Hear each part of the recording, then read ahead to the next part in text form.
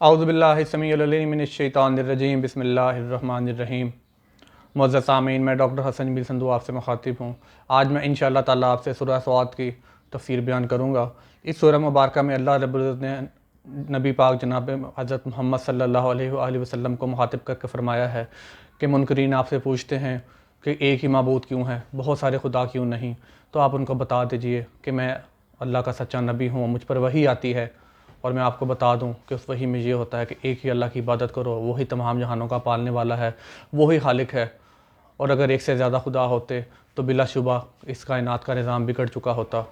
اور اللہ رب العزت نے فرمایا ہے کہ تم سے پہلی قومیں بھی اسی لیے ہلاک کر دی گئیں کہ وہ میرے ساتھ شریک کیا کرتے تھے۔ قوم عاد، قوم سمود کا ذکر فرمایا کہ وہ بہت طاقتور تھے لیکن انہوں نے سرکشی کی اور ان پر عذاب نازل ہوا۔ تو اللہ رب العزت فرماتے ہیں کہ وہ ایسے تھے کہ جیسے درختوں کے گرے ہوئے تنے ہیں، اور ان کی وادیوں میں ابھی بھی تک ان کے عذاب کے اثرات باقی ہیں۔ اور نبی پاک صلی اللہ علیہ وسلم کا واقعہ بیان کیا گیا ہے کہ آپ صحابہ کی جماعت کے ساتھ گزر رہے تھے ایک وادی میں سے، تو آپ نے صحابہ کو فرمایا کہ اس علاقے سے کوئی پانی نہ پیے، اور اس علاقے سے جتنی جلدی ہو سکے آپ لوگ گزر جائیں، کہ اللہ کے عذاب کے اثرات ہزاروں سال گزرنے کے باوجود وہاں پر موجود تھے۔ اللہ ہم سب کو اپنی حفاظت میں رکھے۔ اللہ رب العزت نے حضرت داؤد اور حضرت سلیمان علیہ السلام کا بیان فرمایا ہے کہ ہم نے داؤد کو بے تحاشا قوت دی، تمام پہاڑ چرند پرند ان کی بادشاہی میں تھے، تمام جنات ان کی بادشاہی میں تھے، اور اسی طرح حضرت سلیمان کو بھی تمام بادشاہت دی گئی، تمام چرند پرند کی بولیاں وہ سمجھ سکتے تھے، حتیٰ کہ ہوا کو بھی ان کے تصرف میں کر دیا گیا۔ حضرت داؤد کے تصرف میں تمام کائنات کی جو تھیں دھاتیں تھیں، اور روایات میں آتا ہے کہ وہ پہلے نبی تھے، وہ پہلے انسان تھے جنہوں نے لوہے سے چیزیں بنانا شروع کیں۔ اسی طرح اللہ رب فرماتے ہیں کہ بے شک وہ میرے بہت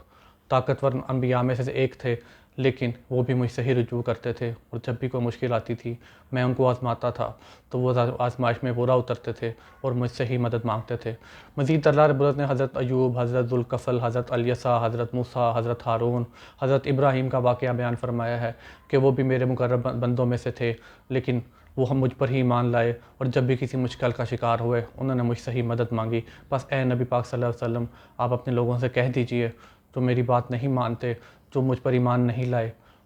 ان سے کہہ دیجئے کہ ایک سچے رب پر ایمان لے آئے، اور جو اللہ رب العزت پر ایمان لے آئے گا بے شک وہ ہدایت پا گیا، وہ بھلائی پا گیا، اور ایسے لوگ ہمیشہ ہمیشہ کے لیے جنت میں ہوں گے، جہاں تخت لگے ہوں گے، جہاں ان کی خدمت کے لیے جوان لڑکے معمور ہوں گے، جہاں ان کو بے شمار انواع و اقسام کے پھل دیے جائیں گے، تازہ بھنے ہوئے پرندوں کا گوشت ان کی خدمت میں حاضر کیا جائے گا، بغیر نشے کے شراب دی جائے گی جس سے وہ محظوظ ہوں گے، اور اسی طرح ان کو جوان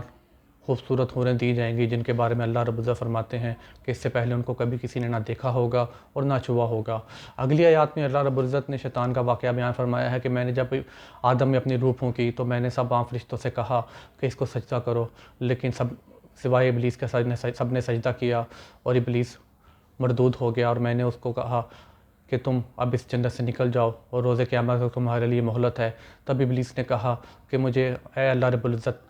آپ کے جاہ و جلال کی قسم، میں آپ کے بندوں کو جب تک مجھے مہلت ہے بھڑکاتا رہوں گا، ان کو گمراہ کرتا رہوں گا۔ تب اللہ تعالیٰ نے کہا کہ بے شک میرے بندے تمہارے ہاں گمراہ ہوں گے، لیکن جو میرے خاص بندے ہوں گے جو مجھ پر سچے دل سے ایمان لے آئیں گے وہ ایسا ہرگز نہیں کریں گے، وہ تمہاری پیروی کبھی نہیں کریں گے۔ اور اس طرح اللہ رب العزت نے تمام واقعات کھول کر بیان فرما دیے ہیں، تو ہمیں چاہیے کہ نبی پاک صلی اللہ علیہ وسلم پر جو قرآن پاک وحی کی صورت میں نازل ہوا ہے اس کی تعلیمات پر عمل کریں۔ اللہ رب العزت نے جو احکامات بیان فرمائے ہیں جن کو کر کے ہم اللہ کی قربت حاصل کر سکتے ہیں، اللہ کی جنت میں داخل ہو سکتے ہیں، ان پر عمل کریں اور تمام گناہوں سے معافی مانگیں۔ اللہ ہم سب کا حامی و ناصر ہو۔ السلام علیکم ورحمۃ اللہ وبرکاتہ۔